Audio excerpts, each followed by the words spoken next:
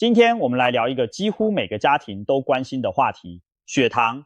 全球目前有超过5亿人正在与糖尿病搏斗，而这个数字每年还在飞速增长。更可怕的是，还有数亿人处于糖尿病前期，也就是说，他们的血糖已经悄悄升高，但自己完全不知道。你可能觉得这和你没关系，但告诉你一个数据，每3个成年人里面就有1个人的血糖已经不正常了。所以，无论你是糖友，还是想预防糖尿病的健康人，今天这期内容都值得你从头看到尾。为什么？因为今天我们要揭晓一份全新的降糖水果排行榜。这份清单是根据最新的临床研究、升糖指数、营养密度和实际控糖效果综合评估出来的。更重要的是，这份榜单里有太多让人意想不到的结果。比如说，你以为排名第一的应该是什么？苹果、奇异果都不是。排名第一的那种水果，科学家发现它的降糖效果竟然堪比某些处方药物，而大家公认的降糖明星芭乐竟然被排到了最后1名，这到底是怎么回事？别急，我们从第15名开始，一路往上揭晓。每一种水果我都会告诉你它为什么能上榜，背后的科学机制是什么，怎么吃效果最好，以及有什么需要注意的地方。准备好了吗？我们开始。第15名，芭乐。没错，芭乐排在最后1名，你一定觉得很奇怪，对不对？芭乐不是公认的低升糖水果吗？没错，芭乐的升糖指数确实很低，大约在12到24之间，这在所有水果里已经算是非常优秀的了。而且芭乐的膳食纤维含量极高，每100克就有将近5克的纤维，能够有效减缓糖分的吸收速度，更别说它的维生素 C 含量是橙子的3倍以上，抗氧化能力也非常强。那为什么芭乐排最后？原因很简单，不是因为芭乐不好，而是因为前面14名更强。芭乐的问题在于，虽然它的升糖指数低，但它对主动降低血糖和改善胰岛素敏感性的临床证据，相比其他水果来说还是偏少的。2016年有一项随机对照实验，让受试者连续6周每天吃400克的芭乐，结果发现带皮吃的那组反而血糖有轻微上升的趋势，而去皮吃的那组血糖才有所下降。这说明什么？芭乐的降糖效果和你怎么吃有很大关系，而且它更多是不升糖而非主动降糖。不过话说回来，芭乐依然是糖友非常好的水果选择，尤其是芭乐叶泡的茶，在日本已经被认定为特定保健用食品，临床试验证明它能显著降低餐后血糖。所以如果你喜欢吃芭乐，完全没问题，只是在这份榜单上，它确实被其他选手比下去了。第14名，木瓜。木瓜在很多人的印象里是很甜的热带水果，感觉糖分很高，但实际上木瓜的升糖指数只有60左右，属于中等偏低的范围。更关键的是，木瓜含有一种叫做木瓜蛋白酶的特殊酵素，这种酵素不仅能帮助消化蛋白质，还有研究发现它可能具有抗发炎的作用。为什么抗发炎对糖尿病很重要？因为第2型糖尿病的核心问题之一就是慢性低度发炎。你的身体长期处于轻微发炎状态，会导致胰岛素受体变得迟钝，也就是所谓的胰岛素阻抗。木瓜里面的类胡萝卜素、维生素 C 和木瓜蛋白酶都能帮助减轻这种发炎反应。另外，木瓜还含有大量的茄红素，这种抗氧化剂在番茄里面也有，但很多人不知道，木瓜的茄红素含量其实也相当可观。茄红素已经被多项研究证明能够保护心血管健康，而糖尿病患者得心脏病的风险是一般人的2倍，所以木瓜的护心效果对糖友来说是额外的加分项。建议糖友每次吃大约1杯的分量，大概150克左右，避免一次吃太多导致碳水摄入过量。第13名，桃子。桃子的升糖指数大约在28到42之间，属于低升糖水果，而且一颗中等大小的桃子，碳水化合物含量只有大约15克，刚好是糖尿病饮食中建议的一份水果的量。桃子里面有一类很特别的植物化合物，叫做酚类化合物，包括绿原酸和儿茶素。这些东西听起来很学术，但简单来说，它们能够抑制体内某些消化酶的活性，让你吃进去的碳水化合物分解得更慢，糖分进入血液的速度就降低了。这跟某些降糖药物的作用原理其实是类似的。更有趣的是，桃子的抗氧化成分主要集中在果皮上，所以如果你吃桃子的时候习惯削皮，那你就错过了最精华的部分。当然，前提是你要把桃子洗干净。另外，千万不要吃罐头桃子，那种泡在糖浆里的加工水果，升糖效果和吃糖差不多，糖友一定要避开。第12名，梨子。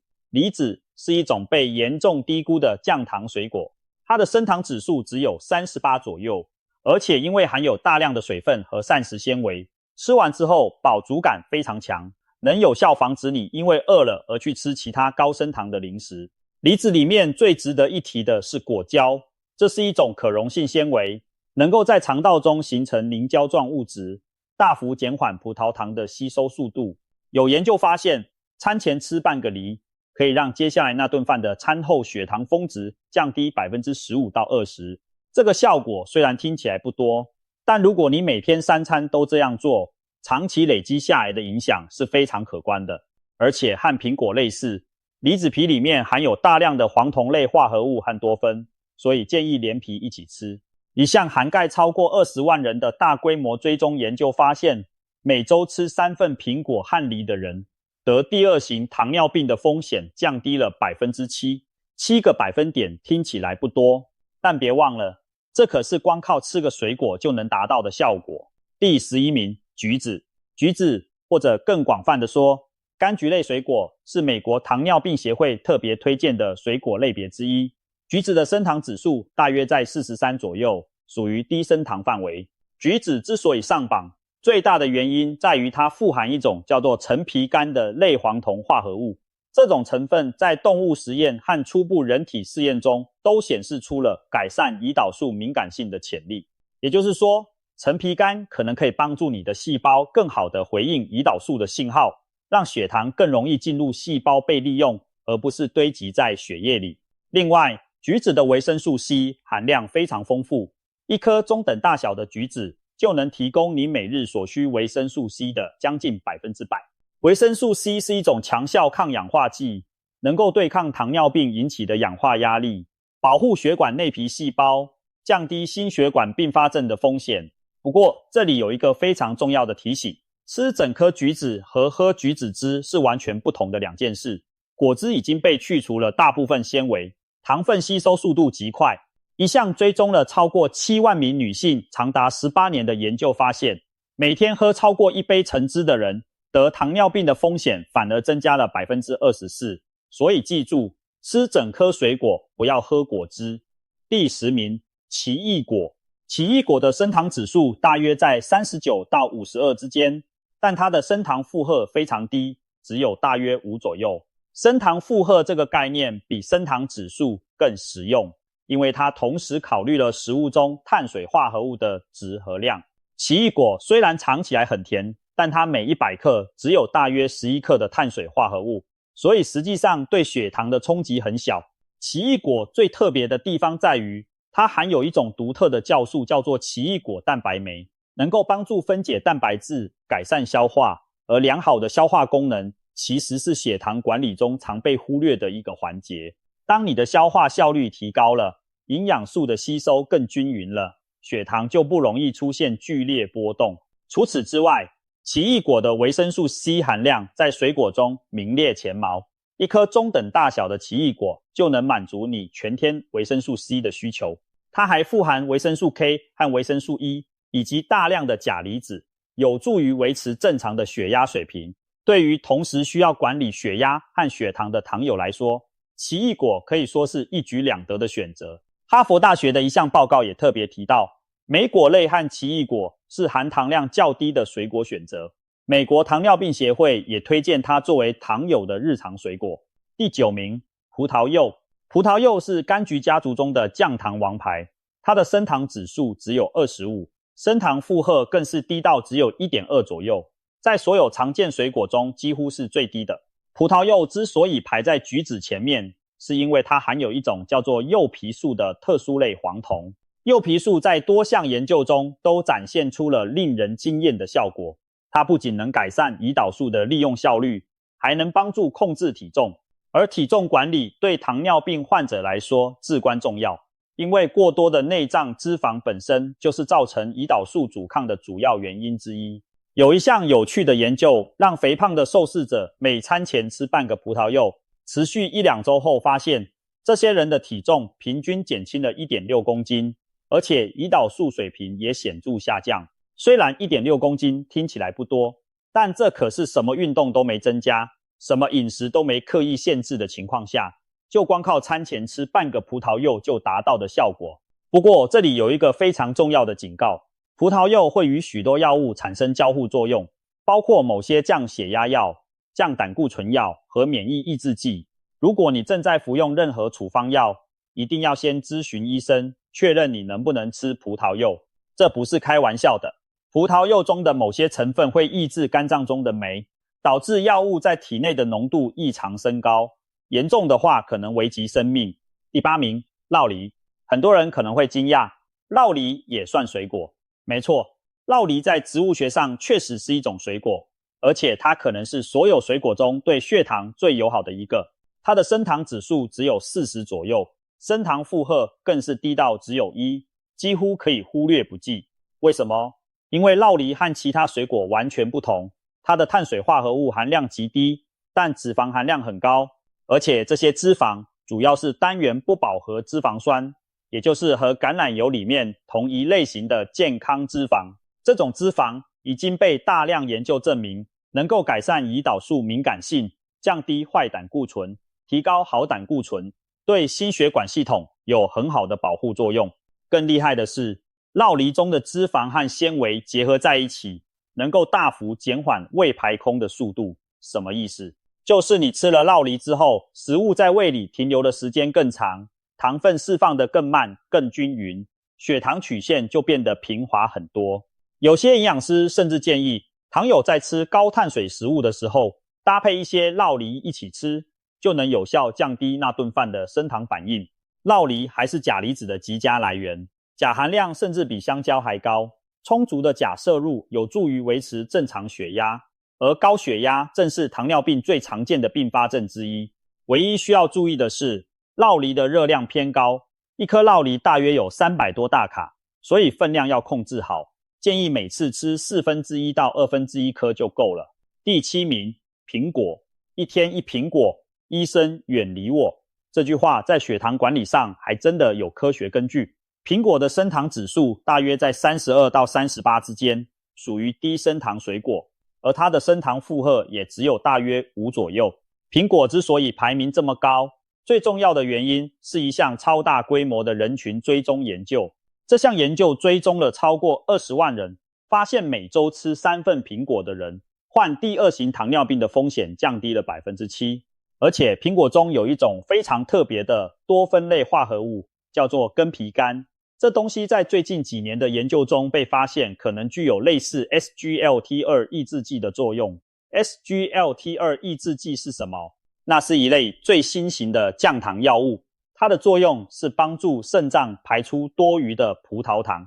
苹果里天然含有的根皮苷，虽然浓度不如药物那么高，但确实展现出了类似的机制。苹果皮里面的纤维和多酚含量是果肉的好几倍，所以千万不要削皮吃。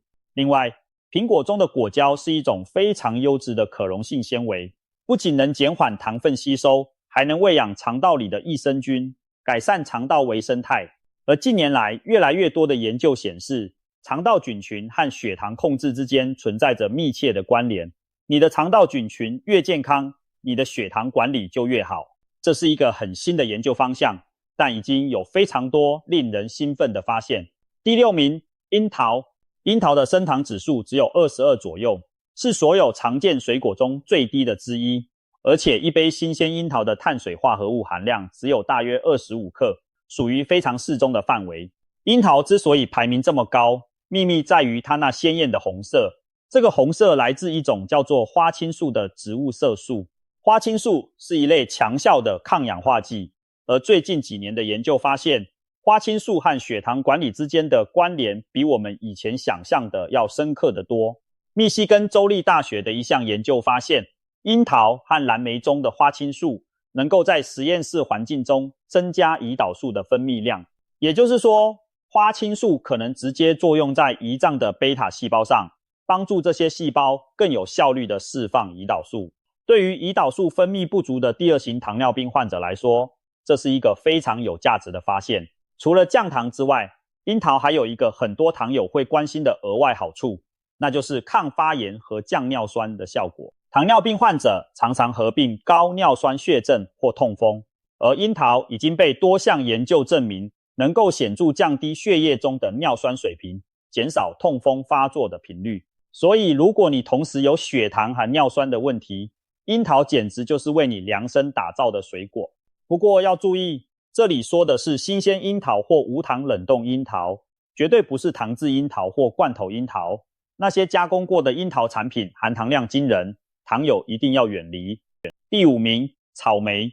草莓的升糖指数只有25到40之间，升糖负荷大约只有2到3，非常低。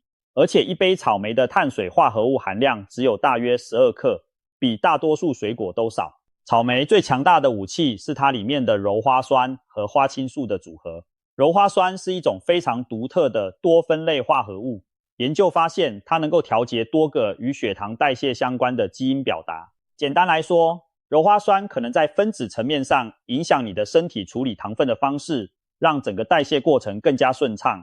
有一项针对糖尿病前期患者的临床试验发现，每天补充草莓萃取物，6周后受试者的空腹胰岛素水平和胰岛素阻抗指数都显著下降。这意味着草莓中的活性成分确实能够改善身体对胰岛素的敏感度。草莓还有一个很棒的特点，那就是它的维生素 C 含量非常高，比橘子还高。每100克草莓就含有大约60毫克的维生素 C。而维生素 C 除了抗氧化之外，还有一个很少人知道的功能，它能够帮助降低糖化血红蛋白的水平。糖化血红蛋白是衡量长期血糖控制好不好的金标准指标。如果你的糖化血红蛋白降低了，就代表你过去2到3个月的平均血糖是下降的。而且草莓的热量很低，每100克只有大约32大卡，是减重人群的最佳零食选择之一。对于需要同时控制体重和血糖的糖友来说，草莓简直完美。第4名，柠檬。你可能会问，柠檬也算水果，而且还排这么高？没错，柠檬虽然不像其他水果那样可以直接当零食吃，但它对血糖的调节作用是非常显著的。首先，柠檬的升糖指数几乎可以忽略不计，因为它的含糖量极低，一颗柠檬只有大约2克的糖。但柠檬真正厉害的地方不在于它自己的含糖量，而在于它能够降低其他食物的升糖效果。研究发现，在饭前或饭后喝一杯柠檬水，可以显著减缓碳水化合物的消化速度。原理是什么？因为柠檬中的有机酸，尤其是柠檬酸，能够降低胃的排空速度，让食物在胃里停留更久，碳水化合物就分解得更慢，血糖上升的速度也就更平缓。有研究显示，在吃白面包这样的高升糖食物时，同时摄入柠檬汁，可以让餐后血糖峰值降低 20% 到 30%， 这个效果非常惊人。另外，柠檬还富含一种叫做橙皮素的类黄酮，和橘子里的橙皮苷类似，都具有改善胰岛素敏感性的潜力。而且柠檬中的多酚类化合物已被证明能够减轻氧化压力，保护胰脏的贝塔细胞免受高血糖带来的损害。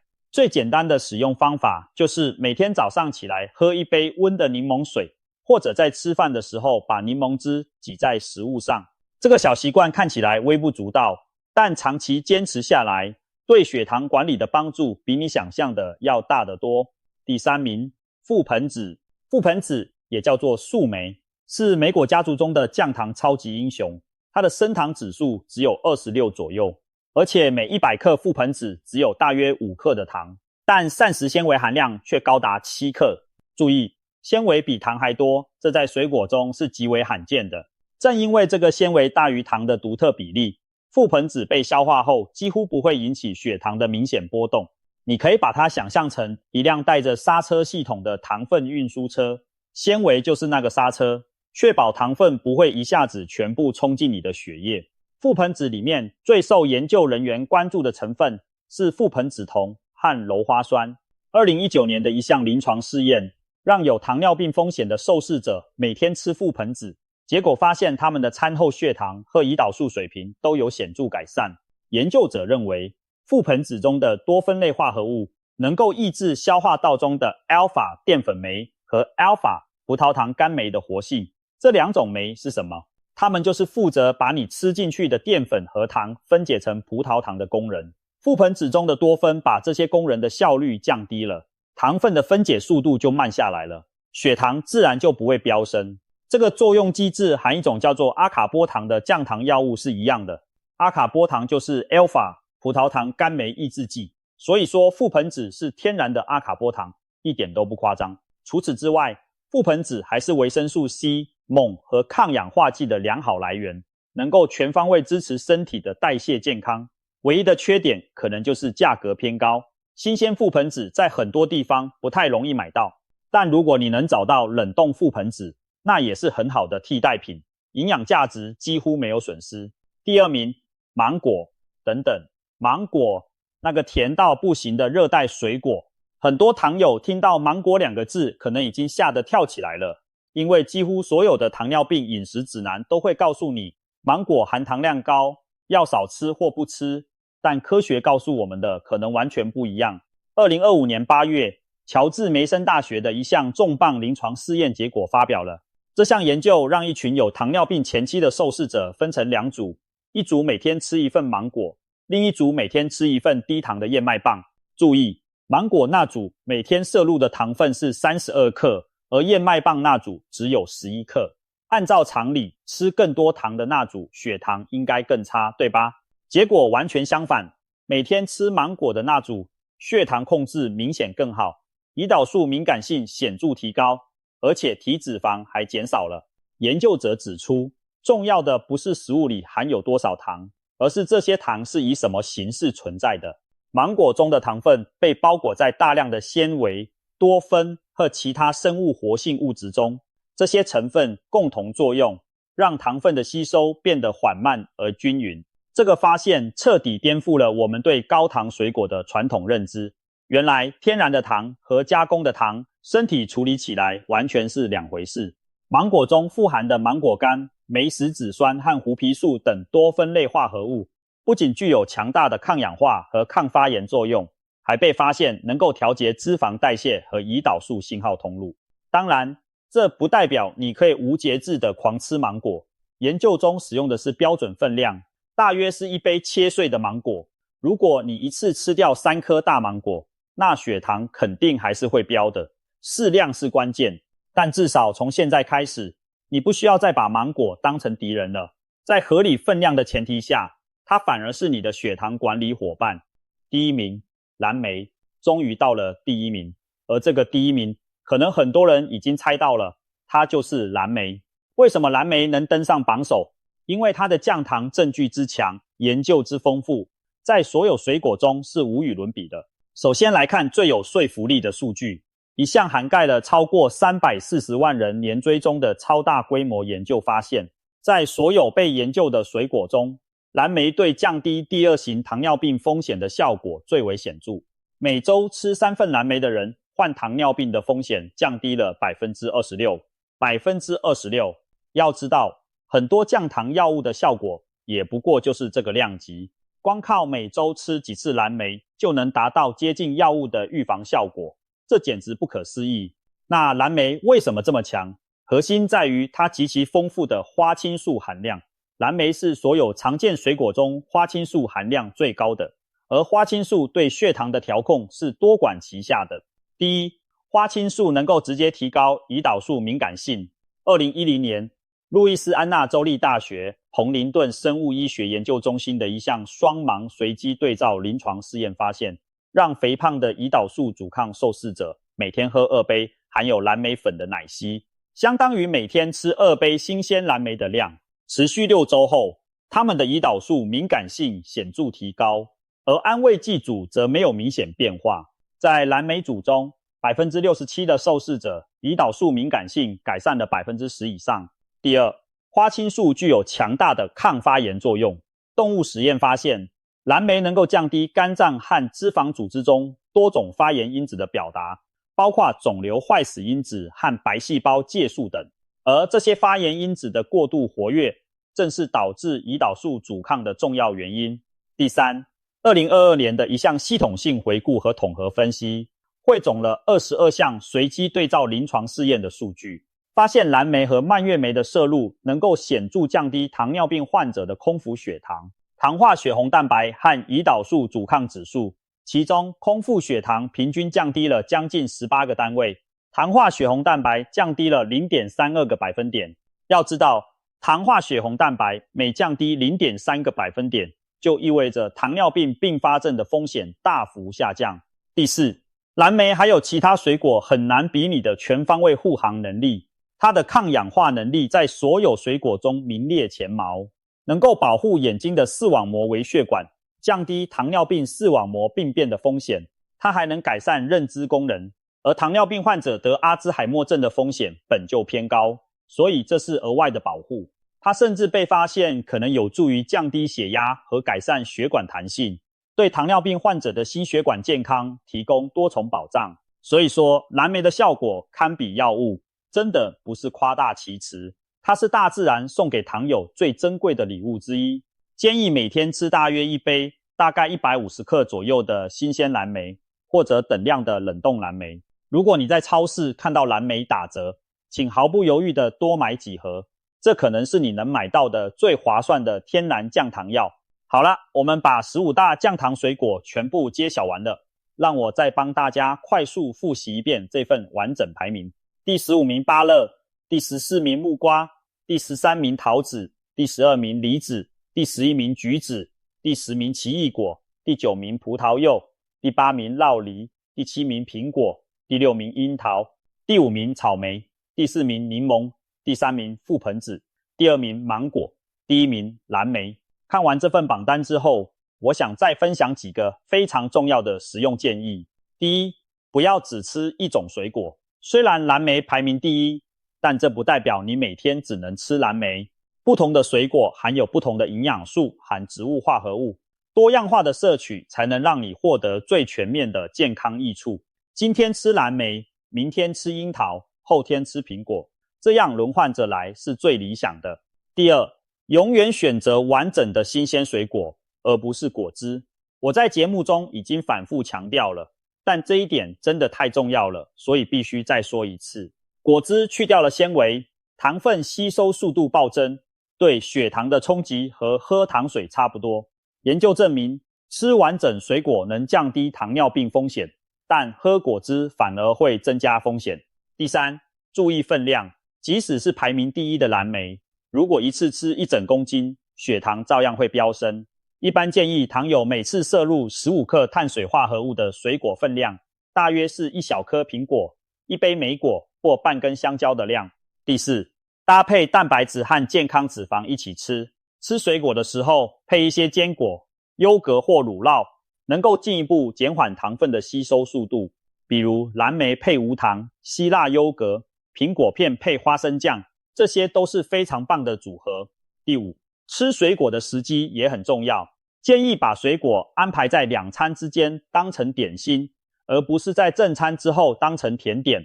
如果在已经吃了很多碳水化合物的正餐之后再加一份水果，碳水总量可能就超标了。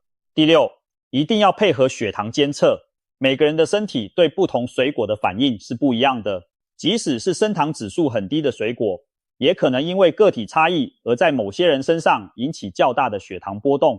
最好的方法就是吃了之后测一下餐后血糖，看看自己的身体是怎么回应的。最后，我想说一件很重要的事，很多糖友被诊断之后，第一件事就是完全戒掉水果，因为觉得水果有糖，糖不好，但这其实是一个非常大的误区。水果里面的糖分是被包裹在大量纤维、维生素、矿物质和植物化合物中的，这和你喝一杯含糖饮料是完全不同的概念。纤维会减缓糖分的吸收，植物化合物会改善你的胰岛素功能，抗氧化剂会保护你的血管和器官。